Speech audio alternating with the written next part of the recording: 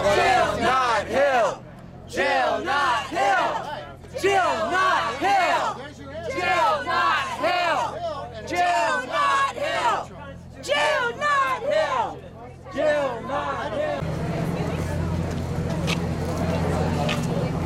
I don't see anybody crossing.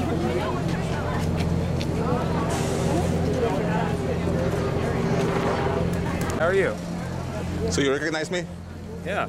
Good. I'm good. Vladimir Jaffe, that's right. Man, I promise. I'm gonna be right back. I'm gonna go down How's the it going? Good, good, good. So what are you doing? You see Russia invades Now we're gonna have to Middle East. So you're making money off this? No, we're gonna Giving them out free. for free. Oh, really? Yep. Oh, so you are for capitalism, because I'm a very, Seeing I'm a very good. supportive capitalist. I am supporting the most capitalist candidate. okay, good. Well, yeah, he's okay. All right. But of course, he can't be Trump. Hey, man. So how do you recognize me? You can hardly see my face on on YouTube video. I saw you in some YouTube video. I added you on Facebook. You accepted. Oh, of course, I accept everybody. Hey, Oh, that's good. we have a big tent over here. You know, we're Republicans. So are you? Johnson today, but let's say 4 years ago or 8 years ago, were 4 you? years ago, I was a junior in high school, and I filled out my sister's write-in ballot for Mitt Romney. I didn't Romney. know who Gary Johnson was. Okay, but at least Yes. Oh, I'm sorry. Like one? no problem. But at least he didn't fall for this Obama thing. Yo, man. At least he didn't fall for this Obama hope and change thing. Sorry, I can't hear you. He didn't fall into this Obama hope and change thing. I didn't really see that much different. I mean, he's a standard moderate-ish Democrat, very oriented, very progressive on the social issues, very corporate-oriented, very anti-capitalist. Large companies tend not to be very favorable towards the free enterprise system, which tends to be most beneficial for up-and-coming business persons. So why Johnson versus Trump? You don't mind recording, right? Yeah, it's fine. I see Johnson as the candidate that most aligns with my views. He talks about policy much more. Trump seems to be very general. Look at Trump. He's anti-free trade. He's there's a guy from the past said we need Canadian-style healthcare. There's a guy who's saying that, even though he claims to be the best conservative, I'm very skeptical that he believes very much in fiscal restraint. He's talking about massive increases in expenditure. He never seems to have any kind of policy consistency. That's what you assume he has in his mind. But to me, one thing is clear: the vote for Johnson, or rather, the vote not cast for Trump, is the vote cast for Hillary. Don't you think so? No, a vote for Johnson's a vote for Johnson. I mean, I've seen that. It's actually very split, 50-50. The assumption for a while was that it was pulling more from Clinton than Trump, but that turned out to be more an issue of people clumping the third-party poll together.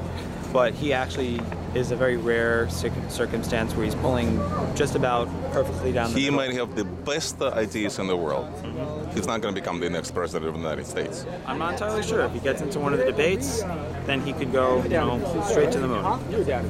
Because what happens is he only has something like 20 to 30% name recognition. There's the issue of free media. For example, you look at the network coverage. We have 6 weeks left. I mean, what Ross Perot the guy went from 8% to 19% in a single debate. Well, yeah. Did he win? No. But then again, Ross Perot was a little nutty fellow. Well, I mean, this guy doesn't know what Aleppo is to start with. He knows what Aleppo is. In the follow-up, he said, this is the full description of what's going on there. He said, when I messed up, I thought they were talking in terms of an acronym, like, what is Aleppo? Out of nowhere, they just ask him, what is Aleppo? And I've been talking about Syria. And then he says, but that's not an excuse. 85-90% of Americans could not know what Aleppo is. 85-90% of Americans aren't running for president. 99%, well, exactly 90% of Americans don't run for the highest office in the world. He's an honest guy. He owns his mistakes, and that's something you don't see the other two. I understand. That's great. He might be the best person in the world, and I'm sure that he's a very nice and decent person. I would vote for him if he had a chance, but he doesn't. That's up to you. You're voting in the state of New York, right? Yeah. By that logic, why are you voting for Donald Trump? You should just vote for Hillary Clinton. He doesn't have a chance in the state of New York. Well, in this case, yeah. I mean, both of our votes are going to be lost. I mean, that unfortunately, that's for sure. You have a tremendous privilege living in a very blue state. You can vote your conscience. Yeah. I always do. The democratic process isn't I don't care what state I live in. I always do. Yep. But the argument holds greater weight, in a solid red or blue state, you think, no? I mean, why do I care? I mean, you should see my house. It's all covered with pro-Trump posters and lawn yards. Actually, they were stolen, so we decided to put them inside my house, that's not right. in the window. Well, Someone shouldn't steal stuff. well, I know it's illegal, but hey, that's what's happening. What can I say? Speaking of the blue state, that's what's happening in the blue state, and that's what Democrats, the leftists, are all about, as they know by watching my videos. Yeah. I'm not fond of them. I don't see Trump. Trump is a Rockefeller Republican at best to me. And, I'm a Goldwater Republican. She was in the same red jacket. We kicked him out of the party. Listen, I understand. I mean, we can argue all day long. We only have one candidate. However perfect or imperfect he is, this is the one that we got. Ronald Reagan said I did not leave the Democratic Party. The Democratic Party left That's me. That's correct, yeah. Well, I didn't leave the Republican Party. The Republican Party left me. I know, but what's your choice? What are you going to do? Donald Trump endorsed with candidates who said, I did the same thing. who wanted someone who agrees with their values, who abides by their values. Donald Trump was not supported by the vast majority of the Republican voter base. Donald Trump just is a very contentious figure that... I don't find him that way. And by the way, a little bit of contention is not such a bad thing. When I lived in USSR, for example, again, by watching the videos, it was a very contentious issue when, let's say, the rest of the country would say, this is the freest country in the world. I mean, I would go, what? What? It was very contentious, and it was very, very dangerous to say so. Free speech, though. Yet I did. So, my point is the fact that the Trump is contentious. I mean, okay, so it might be his plus, no?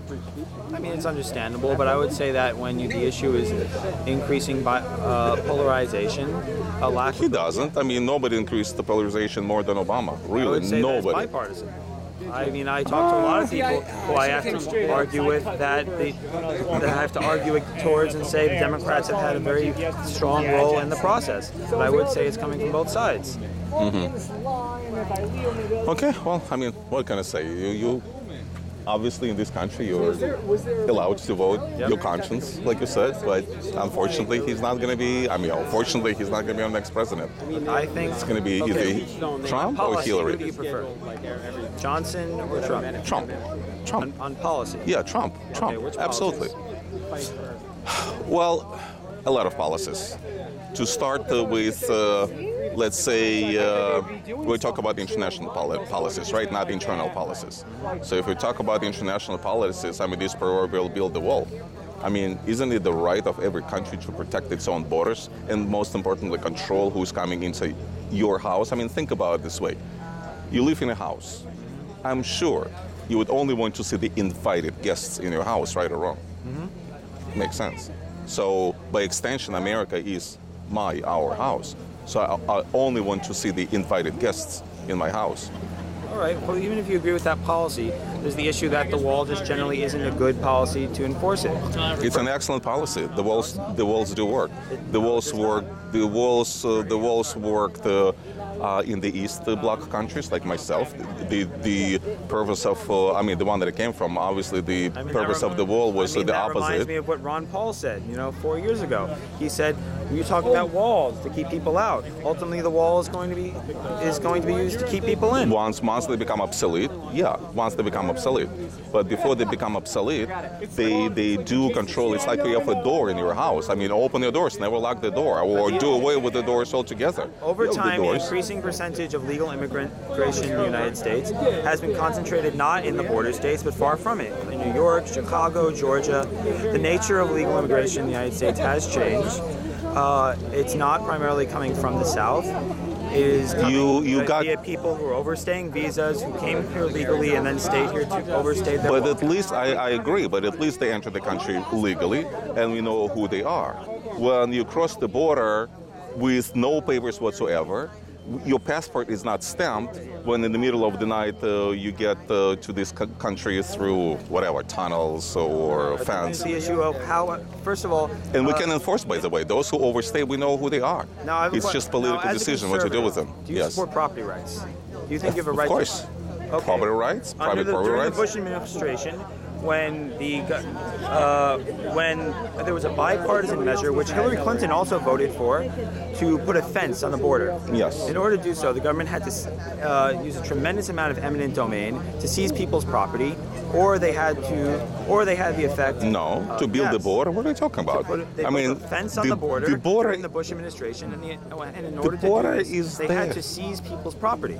How so? The border is right there. No. I mean, we even seized. What happens is, if you own a house on the border, you own a piece of property on the border, or you have cities on the border. You can't have a house on the border. You can't have a house stretching. Is the city of El Paso not on the border? Well, but you can't stretch. You can't have a house that is both in the United States and in Mexico. And by the way, have you ever been at the border? Right at the border with Mexico. Have you ever been? Have you ever been at the border? Yes, I have. Okay. I have been right at the border, right there. Where? And it was close to Phoenix, Arizona. Okay, that's Arizona. So, yeah, Arizona. It's the middle of the desert, but that's No. Listen to what I'm trying to say. So when we talk about the border, there's the actual physical line, the actual physical border, and it's not like 1 inch wide. It's more than that. In fact, what I learned from the border guard over there, border patrol, is that we ceded sort of to the Mexicans 1 yard or so of our border. So in other words, we moved. No, I mean, you just said it's a desert, what a river. Well, so we would just. I'm talking about I can't remember. It was the Clinton-Obama administration negotiated some treaty where some town went to the United States and Mexico because the border is supposed to be the point river. is that you would not allow uninvited guests in your house. It's a question of even if you agree with that. Is the wall an effective policy? And of course it is. If you have a 70-foot wall, you're going to have a 72-foot ladder. No, you don't. Donald Trump. Look at Israel. The best example. Look at Israel. First of all, Israel has a shorter border. What difference does it make? The fact that if you were to take every single person in the United States military and stick them on the border, you'd have 50 feet between. You don't have to. No, you don't have to. Not every single man mans the border in Israel. It's a point about the length of the border. Have you ever seen the wall in Israel? I've seen pictures of the wall in Israel. Well, I was there. Okay. And I've seen it. So it's not like there's an army of Israeli officers guarding them. I understand. They have cameras, they have drones. Of course, exactly. They have sensor systems. Exactly. But here's the issue. Israel is a small country. It is easier to construct the wall. What's the end result? Please, I'm sorry, you mind? Sure. Building the wall isn't just a matter of the concrete, of the labor. It's also the matter of you have to build roads in order to get the materials to the wall. You have to seize the property of the people who have homes or lands such as ranchers along the border, which involves significant use of eminent domain, which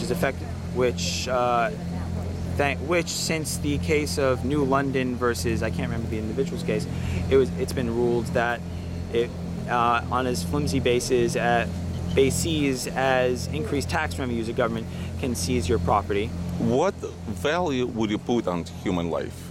I put a tremendous value on human life, but I also put a tremendous value on the fact that on the ability to weigh costs and gains. So how many people were murdered by those illegal immigrants? A tremendously low figure. People. So if they murdered 100 people, is it tremendously low or tremendously high? Should we spend $70 billion and this is to give a conservative, and by conservative I mean reserved, restrained figure, on building a wall? And this isn't even including the costs of upkeep, because you can't just build the wall and let it stick there. You have to maintain it. You have to continue to man it. So you don't really care about these 100. Should we spend $70 billion? Yes, we should. What's $70 on a single life? What's a $70 billion in the debt of $20 trillion? The money that we could have easily reallocated. So the issue is that we need to increase our debt? No, the issue is that like I said, we can reallocate the money. Like when Obama came to office, he used close to $800 billion, essentially wasted for nothing to show for the so-called stimulus plan. So, I mean, this is just one little example how money is wasted by the government. Yeah, but the issue is that the wall will be ineffective. It will be highly expensive. No, I'm telling you, it will be effective. I don't know where he came up with this figure of $70 billion, but I'm willing to pay. I'm willing to chip in for this amount of money to build the wall. In fact, the Congress has allocated the money. It is in the budget. It was never built under Bush. They built a fence under Bush. They built a fence that encompassed about a good 80% of the border. No, we didn't build 80% of them. No, we didn't. Like I said, I was at the border. I saw with my own eyes. You should see those flimsy, rickety sheet metal fence. I mean, are you kidding me? You called that the wall? It's a joke. It's not the wall. Government contracting. But anyway, so we're talking about Trump's policy. So this is one of his policies. What other policies of his do you support? Well, I mean, he was criticized a lot for his comment about NATO. I mean, think about it this way. These are social democracies, okay, all these European countries, who spend lavishly on their welfare states. Okay. And yeah, they spend only a fraction on military defense of what we spend. By fraction, I mean, we spend close to 4% of the GDP. They spend close to, 1 or 2%. I mean, you would think, what's 2%? I mean, that's a lot of money. And that's a lot of money. There's only 3-4 countries in NATO that actually spend the required 2%. And don't hold me as the testament to this, but I'm reasonably sure that Johnson has also spoke on the issue and said, yes, these countries do need to increase their defense expenditures and contributions to the defensive alliance.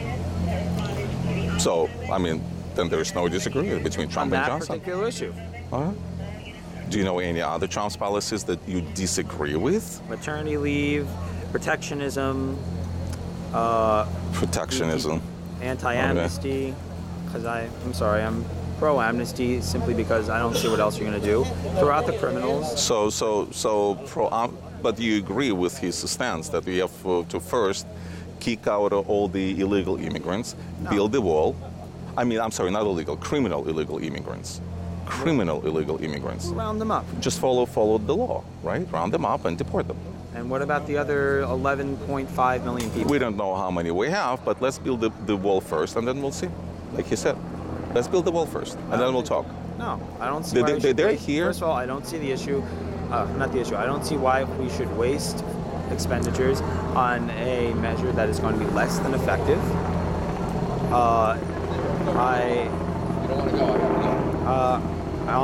In order to go after an issue that is no longer very prominent. You know, Donald Trump speaks as if it's 10, 15 years ago when there was actually considerable rate of immigration from Mexico to the United States, but as of now today, it's the inverse. You have net immigration with Mexico is negative, more people in the United States. Mexico actually has its own illegal immigration problem now, which I think is hilarious. Well, of course, and you know what they do to the illegals. Why is the Mexican economy improving and we're having a reduced amount of labor flows to the United States? Free trade, the North American Free Trade Agreements. Okay, there's some rockers over there. Let me see what's going over there. Right, well, nice talking to you. Sure, we'll be in touch. Okay. You know where to find me. Facebook? That's right. Hey, man, see ya.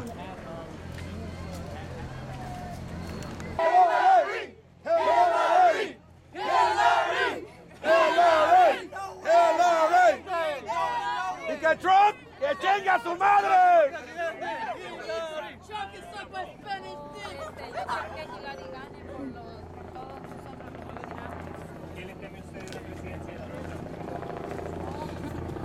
And why Hillary? She's a better choice.